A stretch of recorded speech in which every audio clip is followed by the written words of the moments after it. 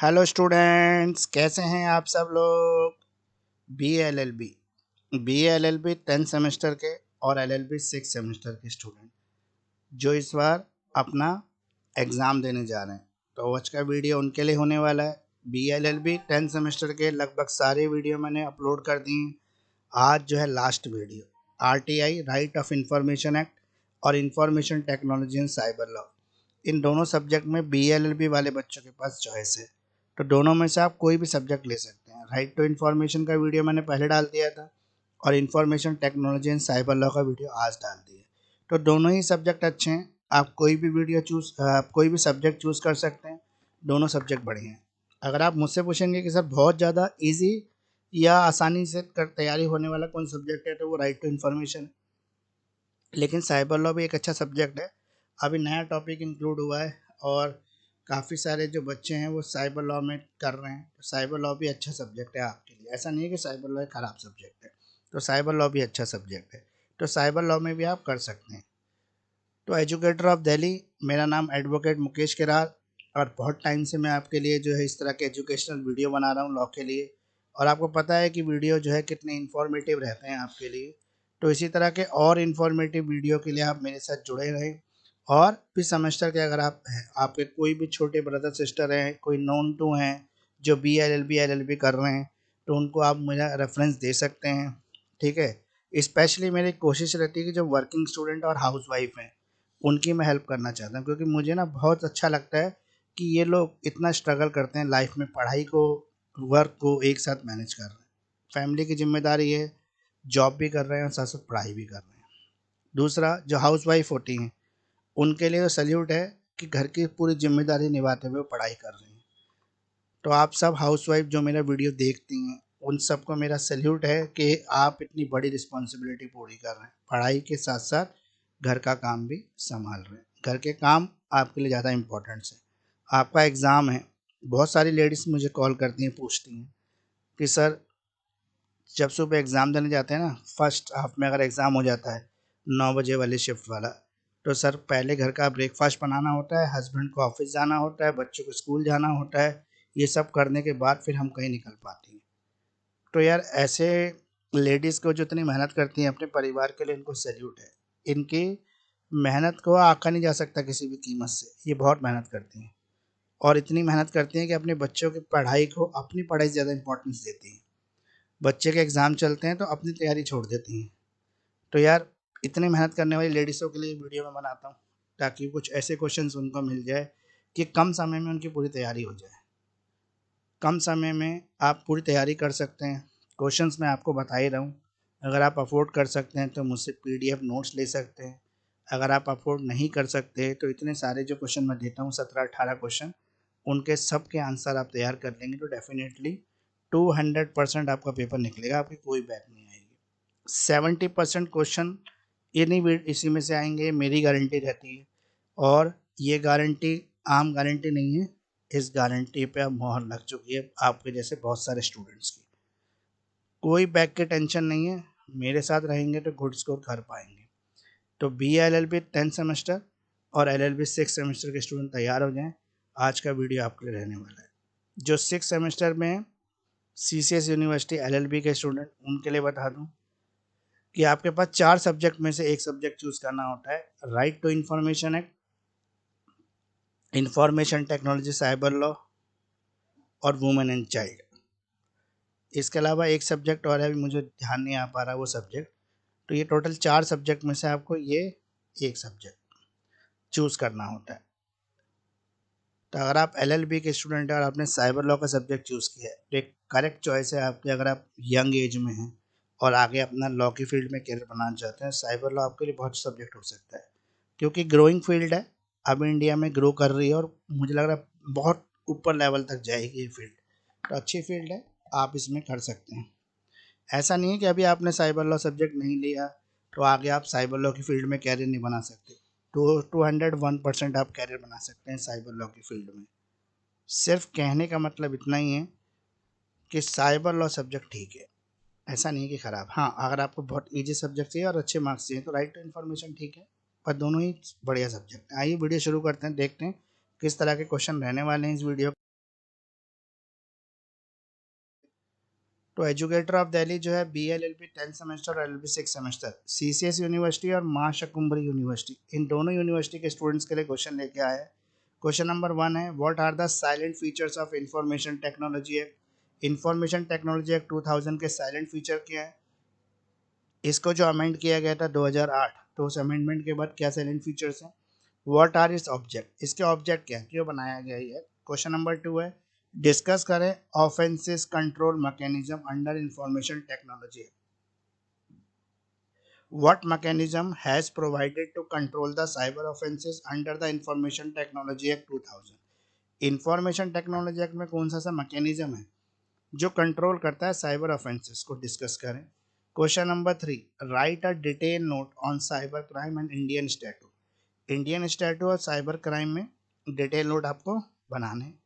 Analyse करना है effects of cyber crime on Indian penal laws. What do you mean by the cyber crime, cyber crime क्या होता है? Explain करें different types of cyber crime, अलग अलग तरीके के cyber crime. What are the causes of cyber crime in India, cyber crime के क्या कॉजेज हैं इंडिया में। Who is cyber criminal, cyber criminal कौन है? एक्सप्लेन करें डिटेल में। What is cyber terrorism, cyber terrorism क्या है? How it is defined in the information technology act 2000 as amended in 2008।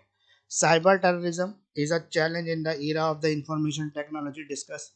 तो ये सारे क्वेश्चन जो मैंने थर्ड में लिखे हैं ना, इसका एक ऐसा कंपैरेसिव आंसर आपको तैयार करना है कि सारे टॉपिक कवर हो जाए, ताकि ये कुछ भी आपसे पूछे साइबर क्राइम के बारे में तो एक ही क्वेश्चन के आंसर को याद करने से वो हर जगह फिट हो जाए। Question number 4, what is the scope and object of the Indian telegraph act 1885। Explain करें।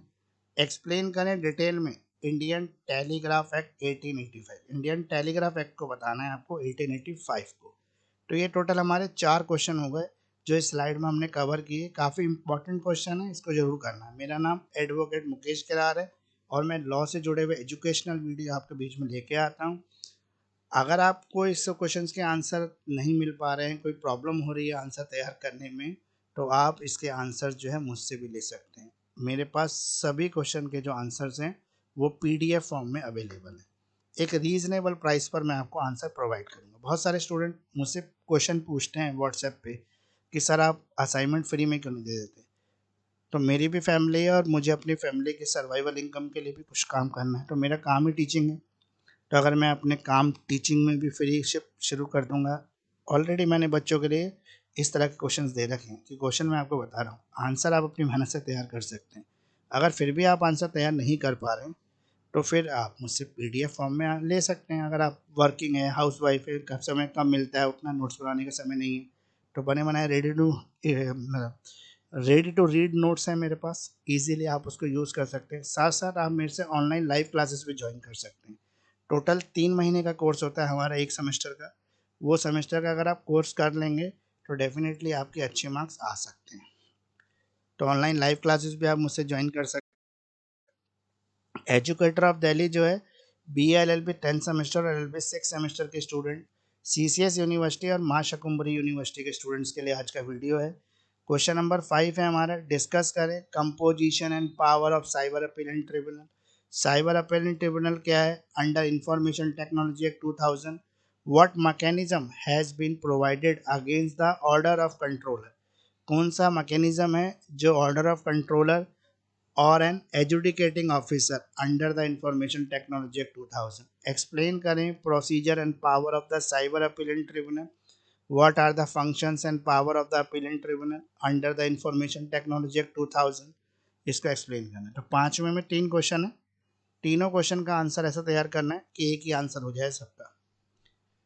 क्वेश्चन नंबर 6 है हमारा, what do you understand by the right to free speech on internet. Internet पे फ्री स्पीच का क्या right है हमारे पास। Does internet censorship is a step, does internet censorship affect the right of freedom of speech. क्या ये हमारी freedom of speech को अफेक्ट करती है। Expressions of an individual, comment करें, डिस्कस करें freedom of expression in internet. Discuss करें right to freedom of speech in the cyber space in Indian scenario. How information technology act 2000 as amended in 2008 protected, किस तरह से इसको हम protect कर सकते हैं। Does internet censorship violate the freedom of speech, क्या इंटरनेट सेंसरशिप हमारी फ्रीडम को वायलेट कर सकती है। What is the role of government to regulate the internet, कि गवर्नमेंट का रोल क्या है इंटरनेट को रेगुलेट करने के लिए डिस्कस करें। Discuss the international position on the free speech on internet, internet पे फ्री स्पीच की इंटरनेशनल पोजीशन क्या है। तो हमारे यहाँ पे बेसिकली फ्री स्पीच है, फ्री स्पीच पे कितने तरीके से क्वेश्चन पूछ सकता है, वो सारे पॉसिबल क्वेश्चन मैंने आपको यहाँ पे दे दिए। तो आपको एक ऐसा आंसर तैयार करना है कि फ्री स्पीच जो है पूरा कवर हो जाए। Question number 7, discuss the salient features of telecom regulatory authority of India 2000, telecom authority जो है वो किस तरह का रोल प्ले करती है। What are the scope and object of the telecom regulatory authority of India act 1999, explain. Question number 8 है हमारा, with the help of decided cases discuss the impact of information technology on the protection of intellectual property right. तो आपको decided case की help से बताना है कि जो इंफॉर्मेशन टेक्नोलॉजी एक्ट है उसमें इंटेलेक्चुअल प्रॉपर्टी राइट का क्या लॉ है। तो अगर आपको एग्जाम से जुड़ी हुई कोई भी सहायता चाहिए तो मेरा एग्जाम हेल्पलाइन नंबर है 9811948855। इस पर आप मुझे मैसेज कर सकते हैं, मुझे व्हाट्सएप कर सकते हैं, मैं आपको अपनी कन्वीनियंस के हिसाब से तुरंत आंसर देने की कोशिश करूंगा। 24/7 कभी भी मैसेज करो, नंबर मेरा हमेशा चालू रहता है। लेकिन कॉल थोड़ा सा हो सकता है मैं अटेंड ना कर पाऊँ, कई बार क्लास होती है, किसी क्लाइंट के साथ मीटिंग हो रही होती है, कहीं कोर्ट में बिजी होते हैं, तो कॉल उठाना थोड़ा डिफिकल्ट है। लेकिन हाँ, मैसेज करेंगे तो रिप्लाई 200% आपको दिया जाएगा। तो नहीं, नेक्स्ट स्लाइड की तरफ चल। साइबर लॉ हम कर रहे हैं आज कवर। साइबर लॉ के टोटल 8 क्वेश्चन हम पिछले स्लाइड में कवर कर चुके हैं। क्वेश्चन नंबर 9 करेंगे। आज का वीडियो हिंदी इंग्लिश दोनों बच्चों के लिए रहने वाला है, हिंदी और इंग्लिश दोनों मीडियम में हम कवर करेंगे। पहले इंग्लिश को कवर करेंगे, लास्ट में हिंदी मीडियम के बच्चों के लिए भी कवर करेंगे। Question number 9, what do you understand by the electronic signature certificate, electronic signature certificate क्या है, एक्सप्लेन करें। What are the duties of subscriber in relation to it, duty है सब्सक्राइबर के क्या है। डिजिटल सिग्नेचर और डिजिटल सिग्नेचर सर्टिफिकेट क्या होता है। What do you understand by the electronic signature, electronic signature क्या होते हैं। What are the duties of subscriber upon acceptance of electronic signature certificate. What is the procedure of issuing electronic signature certificate. What are the duties of subscriber upon acceptance of certificate, और procedure क्या है issue होने का digital signature certificate का। What can it suspended and when can it be revoke, कभी suspend हो सकता है कब रिवोक हो सकता है। लीगल रिकॉग्नाइजेशन क्या है डिजिटल सिग्नेचर की। तो ये टोटल जितने भी क्वेश्चन है ना, 5 क्वेश्चन है टोटल, लेकिन सारे के सारे क्वेश्चन डिजिटल सिग्नेचर के ऊपर है। तो ऐसा आंसर तैयार करो कि सारे पॉइंट डिजिटल सिग्नेचर के कवर हो जाए। क्वेश्चन नंबर 10, एक्सप्लेन करें इलेक्ट्रॉनिक गवर्नेंस क्या होता है। डिस्कस करें provision of information technology act 2000 जो रिगार्डिंग है legal recognisation use and restrictions of the electronic record. What do you understand by the electronic governance, electronic governance क्या होता है। How is it relevant in the present scenario, present scenario में कैसे कैसे ये relevant है। Right a note on e governance, e governance के ऊपर नोट लिखना, डिस्टिंग्विश करना है आपको, डिफरेंस करना है ई गवर्नेंस और इलेक्ट्रॉनिक गवर्नेंस के बीच में क्या फ़र्क है, क्या अंतर है। अगर आप वर्किंग स्टूडेंट हैं, अगर आप हाउस वाइफ है, तो आपके लिए स्पेशल क्लासेस भी है मेरे पास। बहुत कम समय में हम आपका पूरा सिलेबस कंप्लीट करा देंगे, मात्र और मात्र 20 दिन में पूरा 5 सब्जेक्ट का सिलेबस कंप्लीट है आपका। तो अगर आप इसकी ज़्यादा इंक्वायरी चाहिए तो आप मुझसे पूछ सकते हैं। तो आइए नेक्स्ट स्लाइड की तरफ। B L L B 10 semester, L B 6 semester cyber law को हम कवर कर रहे हैं आज। तो साइबर लॉ का वीडियो काफ़ी इंपॉर्टेंट है आपके लिए। Easy access to internet has resulted in the instruction into the right to privacy. Discuss करना है आपको, information technology has affected right to privacy, किस तरह से इंफॉर्मेशन टेक्नोलॉजी जो है वो राइट टू प्राइवेसी को अफेक्ट कर रही है। कॉन्सेप्ट क्या है यहाँ पे, right has undergone a change with the development of internet, किस तरह से राइट चेंज हो रहे हैं इंटरनेट के डेवलपमेंट के साथ। How has the right to privacy been affected to cyber space, right to privacy किस तरह साइबर स्पेस को अफेक्ट कर रहा है। Question number 12, what do you understand by the software, software से आप क्या समझते हैं। How the law regulate the cyber world, किस तरह से लॉ जो है साइबर वर्ल्ड को रेगुलेट कर सकता है। Law plays an important role in cyber world comment, law जो है इंपॉर्टेंट रोल प्ले करता है साइबर वर्ल्ड में। एक ऐसे लिखना है आपको साइबर वर्ल्ड के ऊपर, और साइबर जूरिस्प्रूडेंस बताना है, उसको एक्सप्लेन करना है। Question number 12 complete. Question number 13 आ गया आपका, write a short note on data processing, data processing पे शॉर्ट नोट लिखना है आपको। Question number 14, what is software piracy, software piracy क्या है, डिस्कस करना है आपको। कॉपीराइट्स, कॉपीराइट्स के लिए क्या रूल्स हैं इंडिया के अंदर, कॉपीराइट्स और पेटेंट के लिए। What do you understand by the software piracy under the criminal jurisdictions, of copyright act. Copyright act के मेन जुडिक्शंस क्या है? What do you mean by the copyright issue? Copyright issue क्या है? How it can be resolve, किस तरह से resolve हो सकता है। क्वेश्चन नंबर 15 है हमारा, डिस्कस करें various aspects of the pornography with punishment prescribe in the information technology act amended in 2008। जो इंफॉर्मेशन टेक्नोलॉजी एक्ट 2000 है, वो जो अमेंड हुआ था 2008 में, ये परसीव करता है आपके crime of cyber pornography from the different angles। Discuss करें। क्वेश्चन नंबर 16 है आपका, write a note on international treaties on patent. Patent के ऊपर इंटरनेशनल लेवल पर क्या ट्रीटीज हुई है, क्या समझौते हुई हैं, उसको बताना है। टोटल 16 क्वेश्चन हमने कवर कर लिए, साइबर लॉ के सब्जेक्ट को कवर कर रहे हैं आज। क्वेश्चन नंबर 17 आपका शॉर्ट नोट्स के ऊपर है। शॉर्ट नोट आपको लिखना है डेफोमेशन के ऊपर, शॉर्ट नोट लिखना है trademark in law, law in India, trademark law in India, Trojan horse, ठीक है, world wide web, web browser, search engine, multimedia, email and it's working, service available on internet. Total 9 topic पे आपको short note लिखने हैं। और साथ साथ आपको क्वेश्चन नंबर 18 है, what is E contract. E contract क्या होता है, हाउ इट इज मैंडेट, किस तरह से आप मेड करोगे ई कॉन्ट्रैक्ट को, और लीगल प्रोसीजर क्या है जिसको फॉलो किया जाता है इसके बाइंडिंग में, बाइंडिंग प्रिंसिपल्स में। क्वेश्चन नंबर 19 है, who is certifying authority. Certifying authority कौन है under the information technology act, how he is appointed, किस तरह से इसका अपॉइंट किया गया। डिस्कस करें his function power and duties, के फंक्शंस पावर और ड्यूटीज को डिस्कस करना है हमें एक साइबर अथॉरिटी की। तो ये इंग्लिश मीडियम के बच्चों के लिए जो है कंप्लीट हो गए क्वेश्चन। अब हम आगे जो क्वेश्चन करेंगे वो हिंदी मीडियम के बच्चों के लिए करेंगे। इसके अलावा अगर आपको AIB आप अटैम्प्ट कर रहे हैं इस बार 7 जून को जो AIB होने वाला है, तो उसकी क्लासेस भी हमारे पास अवेलेबल हैं। आप फाइनल ईयर के स्टूडेंट हैं, आपके अभी तक कोई बैक नहीं है, तो आप AIB एग्ज़ाम दे सकते हैं। साइबर लॉ कर रहे हैं हम। इंग्लिश मीडियम के बच्चों का वीडियो कंप्लीट हो चुका है। अब हिंदी मीडियम के बच्चों के लिए क्वेश्चन है, वही सेम क्वेश्चन है अब हिंदी मीडियम में। 2008 में बदले गए इंफॉर्मेशन टेक्नोलॉजी एक्ट 2000 की खास बातें क्या हैं, इसके मकसद क्या हैं, पहला क्वेश्चन। दूसरा क्वेश्चन है, इंफॉर्मेशन टेक्नोलॉजी एक्ट 2000 के तहत साइबर अपराधों को कंट्रोल करने के तरीकों पर बात करें। इंफॉर्मेशन टेक्नोलॉजी एक्ट 2000 के तहत साइबर अपराधों को कंट्रोल करने के लिए क्या तरीका दिया गया है, बात करें। साइबर क्राइम और भारतीय कानून पर एक डिटेल में नोट लिखें। भारतीय दंड कानूनों पर साइबर क्राइम के असर को एनालाइज करें। साइबर क्राइम से आपका क्या मतलब है, साइबर क्राइम के अलग अलग तरह के बारे में बताएं। भारत में साइबर क्राइम के मुख्य कारण क्या हैं, साइबर क्रिमिनल कौन है, डिटेल में बताएं। साइबर टेररिज्म क्या है, 2008 में बदले गए इंफॉर्मेशन टेक्नोलॉजी एक्ट 2000 में इसे कैसे बताया गया है। इंफॉर्मेशन टेक्नोलॉजी के ज़माने पर साइबर टेररिज्म एक चुनौती है, बात करें। तो क्वेश्चन नंबर 3 साइबर क्राइम से जुड़े हुए सारे टॉपिक को कवर करता है। एक ही आंसर आप बना लेना इसका, ताकि सारे कवर हो जाएं। क्वेश्चन नंबर 4 है आपका, इंडियन टेलीग्राफ एक्ट 1885 का दायरा और उसके उद्देश्य क्या है, समझाइए। इंडियन टेलीग्राफ एक्ट 1885 के बारे में विस्तार से समझाइए। मास्टर क्लासेस एक अलग तरह का कॉन्सेप्ट है, वो भी अवेलेबल है, जिसमें हम केवल 2 क्लास में 2 क्लास 2-2 घंटे की आपका पूरा सिलेबस कंप्लीट, 4 घंटे में आपकी कंप्लीट कोर्स खत्म। कंप्लीट मतलब एक सब्जेक्ट का कोर्स खत्म। तो उसी तरह से आप मास्टर क्लास भी ले सकते हैं अगर किसी पर्टिकुलर सब्जेक्ट में आपको डिफिकल्टी आ रही है तो। इसके अलावा क्वेश्चन नंबर 5 है हमारा, इंफॉर्मेशन टेक्नोलॉजी एक्ट 2000 के तहत साइबर अपीलेंट ट्रिब्यूनल की बनावट और उसकी शक्तियों पर चर्चा करें। इंफॉर्मेशन टेक्नोलॉजी एक्ट 2000 के तहत कंट्रोलर और एजुडिकेटिंग ऑफिसर के ऑर्डर के खिलाफ क्या मैकेनिज्म दिया गया है। साइबर अपीलेंट ट्रिब्यूनल के प्रोसेस और शक्तियों को समझाइए। इंफॉर्मेशन टेक्नोलॉजी एक्ट 2000 के तहत अपीलेंट ट्रिब्यूनल के काम और शक्तियाँ क्या है, समझाइए। क्वेश्चन नंबर 6 है आपका, इंटरनेट पर बोलने की आज़ादी के अधिकार से आप क्या समझते हैं।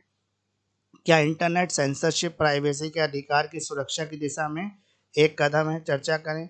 क्या इंटरनेट सेंसरशिप किसी व्यक्ति के बोलने और बोलने की आज़ादी के अधिकार पर असर डालती है, कमेंट करें।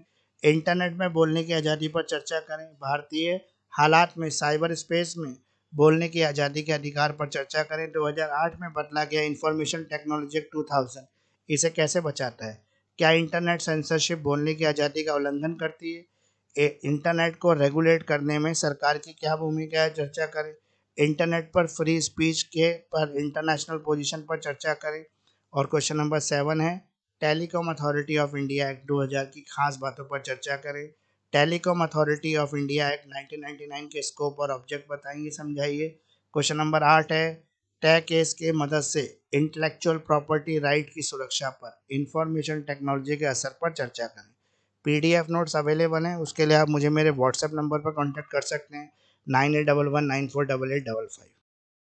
इसके अलावा क्वेश्चन नंबर 9 है हमारा, इलेक्ट्रॉनिक सिग्नेचर सर्टिफिकेट से आप क्या समझते हैं, समझाइए कि इसके संबंध में साइबर क्राइम सब्सक्राइबर के क्या कर्तव्य हैं, डिजिटल सिग्नेचर और डिजिटल सिग्नेचर सर्टिफिकेट क्या है।